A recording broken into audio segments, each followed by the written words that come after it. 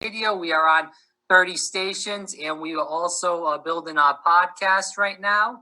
And we have a special guest, Bandy Lee.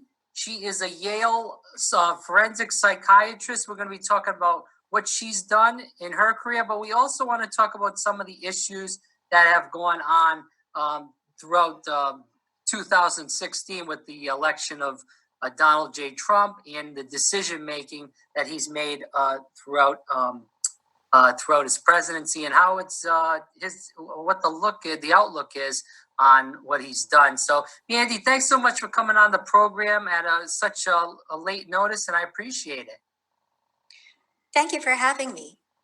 Right, so let's talk about you. So, if you could just tell the listeners a little bit about you and how you started up and got into being a forensic psychologist. Yes, that's a forensic psychiatrist, actually. Right. It's a psychiatrist who works at the interface of psychiatry and the law. And my reason for getting into that area is because of my interest in violence prevention. That has a little bit to do with my growing up in New York City when there was a lot of violence.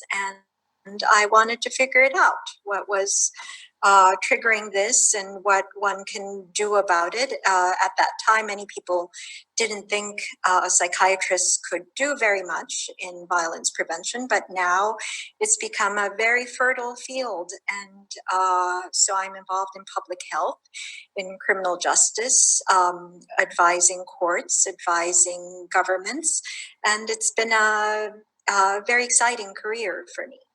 So, Bandy, you talk about growing up in New York City, and we see, with Michael Blumenberg running for president, we also saw before him with Mayor Giuliani as the mayor of New York City. There was a big thing in New York with, I'm sure you know about, with stop and frisk, which some people say that made the city a lot safer, but a lot of people say that, that was also kind of a racist kind of way of law enforcement. What is your take on that? And throughout your studies, what did you see as far as stop and frisk goes and being from New York City? Yes. So I'm greatly into looking at evidence and data, not, there are plenty of data available. We don't have to rely on our personal feelings about things or impressions about things. And it's quite obvious that stop and frisk does not work. It targets unfairly certain populations based on race mainly. And in order to perform policing effectively and keep communities safe, you need to have a lot of community cooperation. And through unfair policies and actually harmful policies, you kind of antagonize many communities. And therefore, for violence prevention, it actually works in the opposite direction, in that it harms community safety and health. So how do you feel so far with the new mayor of Bill de Blasio? I believe, and you can correct me if I'm wrong since you're from the area, he kind of went away from stop and frisk. We have seen, as far as New York City goes, the crime is still down in New York City. Do you believe that, I know you said you disagree with stop and frisk, as do I.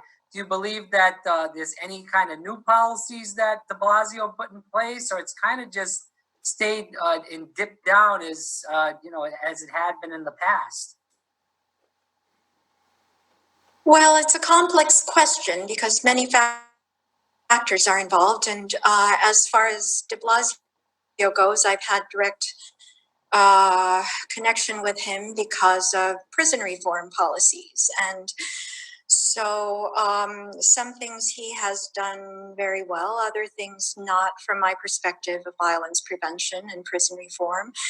And so I have mixed feelings, but yes, let's just leave it at that. Okay, fair enough. So you did work at Rikers Island. You did a lot of work there. Can you talk about that as far as that goes, and what went on with you were working as far as working with a lot of the inmates and stuff like that over at Rikers Island? Yes, there was a very extreme subculture of violence going on within the thick walls of Rikers Island at the time that I was working there. I worked there in the late 2000s.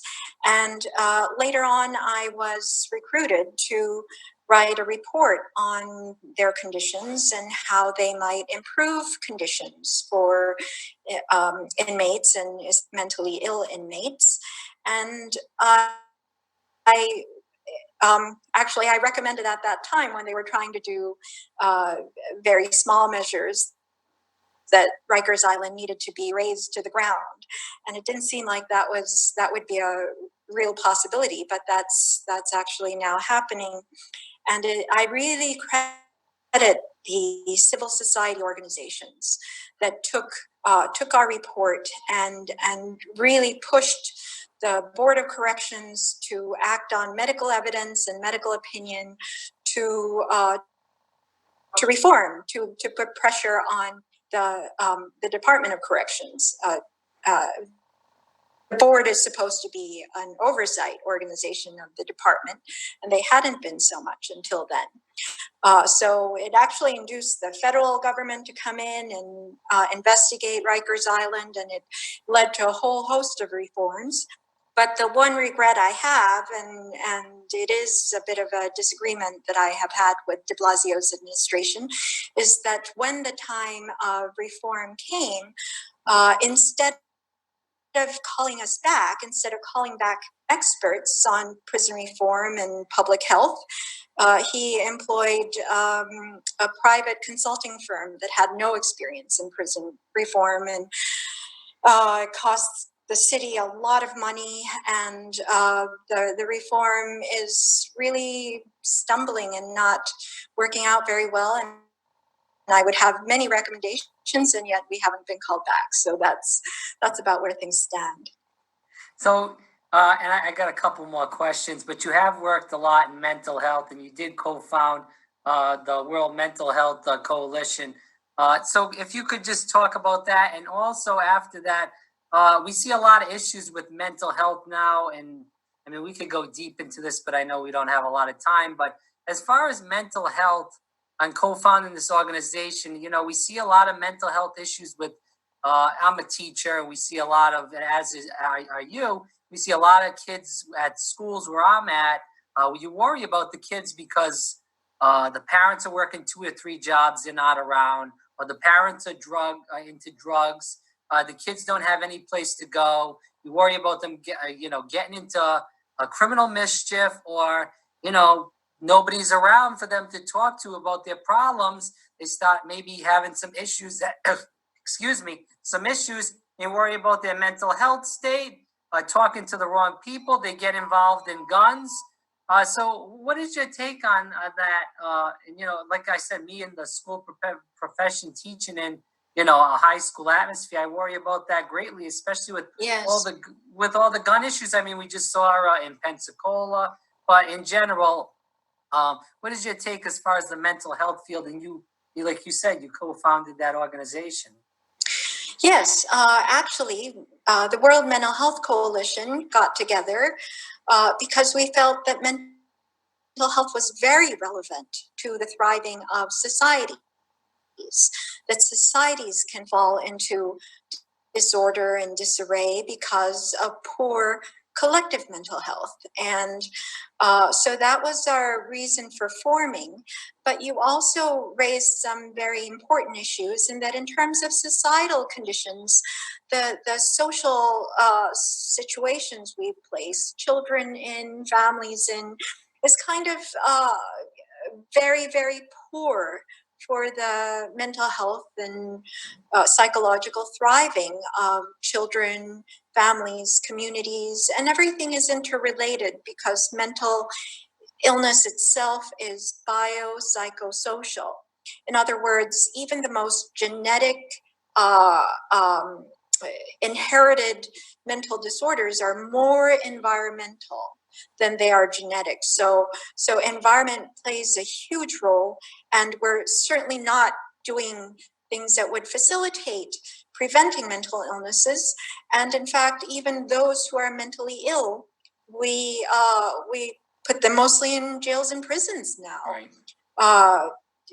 3/4 of those who should be in mental hospitals are now incarcerated. And so we as a society have done very, very poorly for mental health. But I would also like to mention that violence, in particular, we often the media and even the president himself associates strongly mental illness with violence and dangerousness, and I would like to emphasize that the two really have nothing to do with each other, and violence is really a societal disorder. Right. And if we were to label it some kind of mental disorder, it's society's conditions and society's responsibility. Quick kind of follow up on what you were saying, but I feel like a lot of, and then we'll get into the president, but I feel like a lot of issues with the guns is a lot of, how can I put it, but a lot of like men, as far as, because it's mostly men that are committing these, acts of, they're basically terrorism, that they're going into these schools, and white nationalists, and I mean, we've seen many attacks, but they're mostly young men, and they don't have they haven't found an identity. So maybe it's not a good father figure, a male figure in their life, and they turn to this gun, and they make it feel like, which makes them feel like they're some manly man. And I feel like that's a big problem in our society, that people turn to weapons because they don't have that self-esteem to make them feel manly. As a man myself, feeling that way, that people, I feel like people do this. Do you agree with that statement, that people, as far as men, mostly turn to guns to make them feel manly, as far as doing other things that maybe will make them feel more as far as a man? Well, you are absolutely right in that you're pointing out identity issues, self-esteem issues, and psychological factors going into men, pretty almost all cases. And you can also see by the fact that, the United States is singular in terms of just the sheer level of mass shootings, and why is it always young men, and now mostly white men, doing all these very high-profile mass shootings? And it's clear it's not in the genetics. I mean, human makeup has something to do with what we're capable of, but we know that here socialization has a lot to do with the outcome. And so what do you expect when fewer and fewer jobs are available to certain demographics, especially undereducated, those who are deprived of education, and younger people in rural areas, and who are stoked with cultural expectations, and also overemphasizing masculinity, and the glorification of guns, and hypermasculinity, which is also very strongly espoused when people don't have other means of achieving more productive means of self-esteem. So that's, it's a combination of factors, but we can see by the escalation of certain types of gun violence that it's certainly a social phenomenon, not a genetic one or a biological one.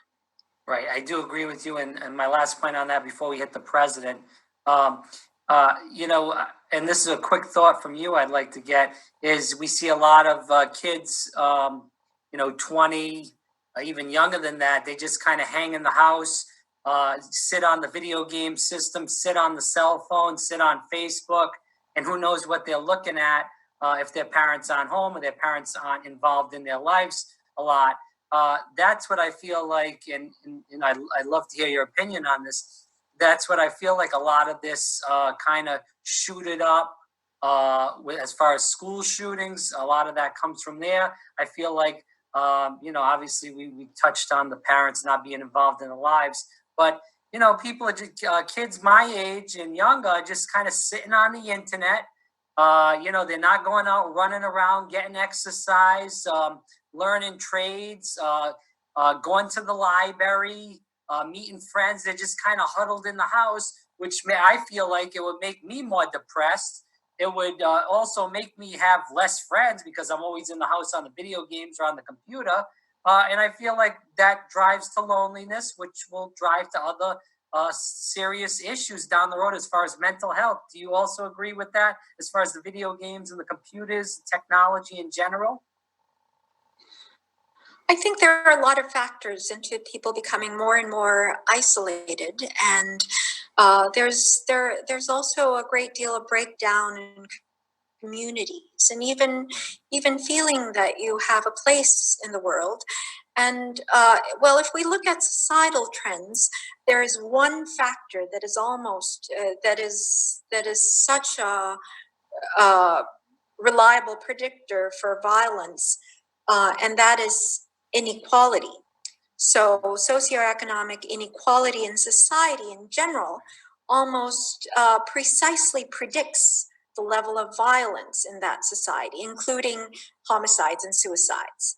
And so it works as a good barometer in terms of how well a society is doing. And we know that with the increase of inequality, what happens psychologically also is that a few people in some ways monopolize on the goods of society, and including self-esteem. So a few individuals, say CEOs, maybe a few professional areas would rise to levels that are so unachievable that the ordinary person can't even relate to them or see themselves in those positions. And then you have a vast portion of the population that is unable to Your opinion. We have a president of the United States who does campaign rallies. He talks about if he shot somebody on Fifth Avenue, his followers wouldn't care. He says all kinds of crazy things, whether it's on the campaign trail or with leaders that he's meeting with all around the world, and his followers don't seem to care. To me, he seems like a demagogue. He seems like he's got some serious mental issues as far as all the crazy things that he says and he does. As a person that's in that kind of field, we see with his bad mental health. Do you think that could affect his physical health also? And what is your take on the president's mental and physical health in general? Yes, in terms of mental symptoms, you are exactly right in that medical students now tell me they learn the DSM, which is the Diagnostic and Statistical Manual in psychiatry that lists all the diagnoses. They learn it through the president because he displays so many symptoms in so many different categories that you can pretty much postulate how he might.